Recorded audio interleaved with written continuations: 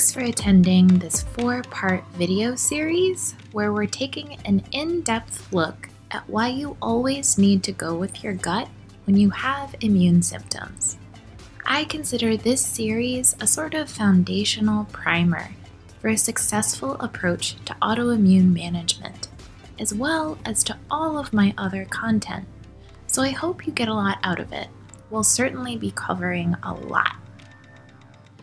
Here is what you'll learn in each part of the video series. In part 1, we'll look at some of the most broad-ranging research trends that link our gastrointestinal health to our immune health and our everything health.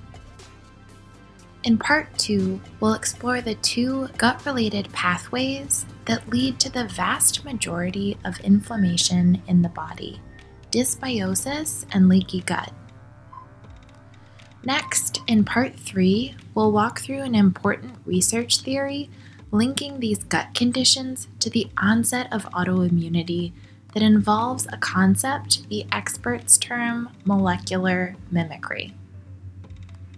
Finally, we'll examine how many practitioners and gut enthusiasts proceed erroneously and exactly where to focus your attention to make meaningful gains in service of improving your gut health and immune health.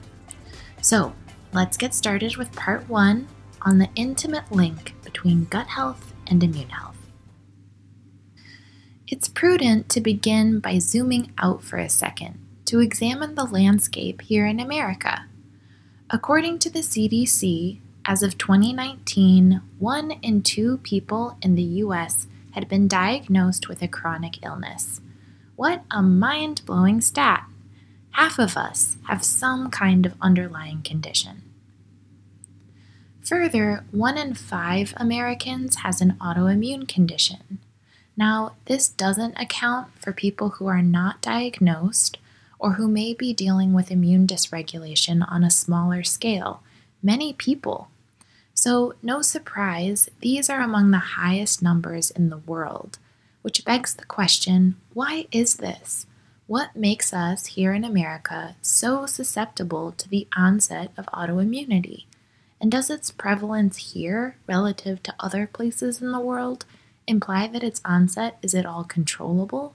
Are there factors that are present in America that we could potentially manipulate to affect this outcome? To answer this, let's look to my dear friend Hippocrates, who was all about dropping truth bombs back in 400 BCE, when he said, all disease originates in the gut. What a smarty pants. In recent years, the volume of literature available to us on the profound connection between our digestive health and our general health has exploded exponentially, reinforcing the important role digestion plays as a major driver in disease. While it may seem that gut health as a scientific concept is relatively new, the truth is that this knowledge is ancient and sacred. We've known the gut's importance intuitively for many millennia, but what's so exciting about living right now in the 21st century is that we're finally unearthing all of the plausible scientific mechanisms that explain exactly why this is true. Let's take a moment to define what it is we're talking about here when we say gut. What is this charming 3-letter word? We mean this to refer to your gastrointestinal tract. The organs that this includes are the mouth, esophagus, stomach, small intestine, and large intestine, or colon. The liver, gallbladder, and pancreas play secondary roles in the digestive system, but are not considered part of the gut. Often, the word is applied to only mean the intestines, especially in the context of discussing gut health. This is actually indicative of the problem with most gut health protocols, and one that we'll address in this series. In general, research shows that the gut mediates the lion's share of processes in 3 major bodily systems. The first, obviously, is the digestive system. A well-working digestive system will properly process the food that we consume to fully nourish our bodies. More on that later. The second system is the nervous system. The enteric nervous system, or the nervous system associated with the intestines, has often been described as our second brain, as it composes more than 30 neurotransmitters, such as acetylcholine, dopamine, and serotonin. Finally, the third system majorly impacted by gut health is the immune system. Let's pause on this last one for a moment. So listen carefully to this next sentence because it's fundamental to everything else we'll talk about. 70% of our immune cells are located in the gut.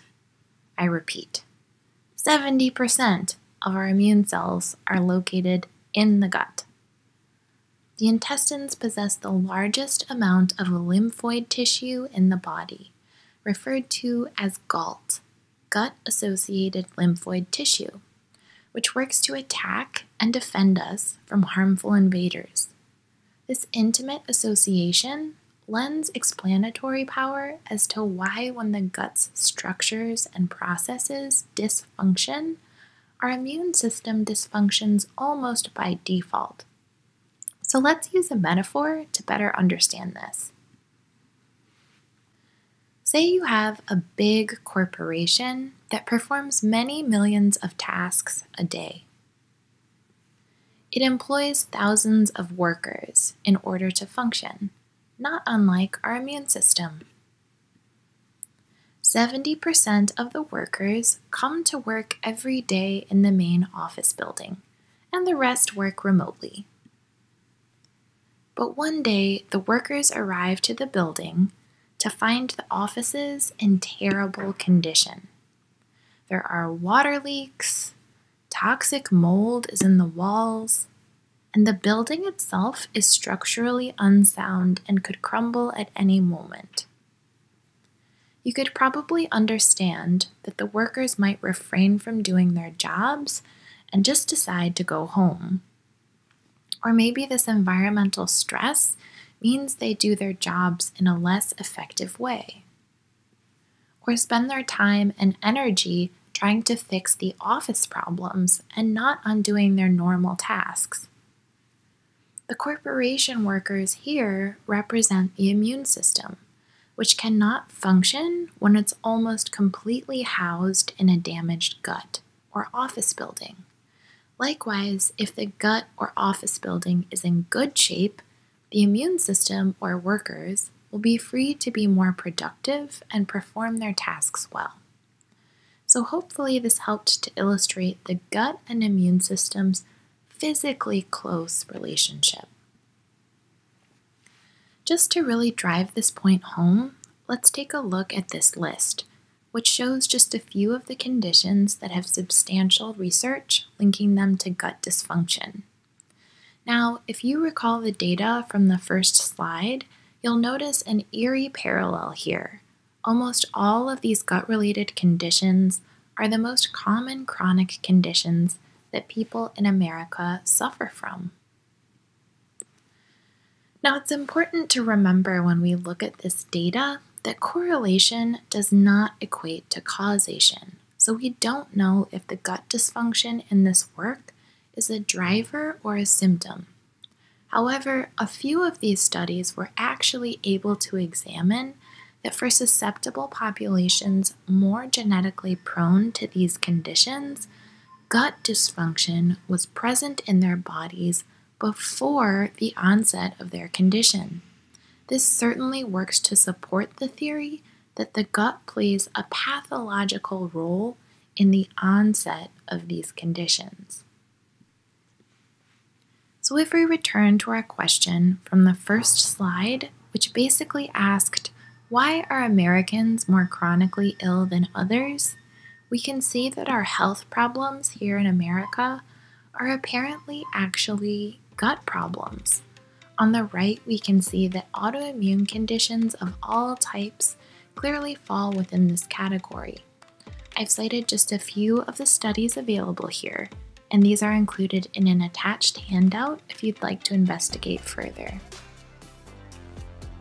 Okay, so that does it for the first part of our 4-part series that's meant to set the stage and really get your wheels turning about the body's systems being very closely connected here. In part 2, we'll get into more of the specifics. See you there!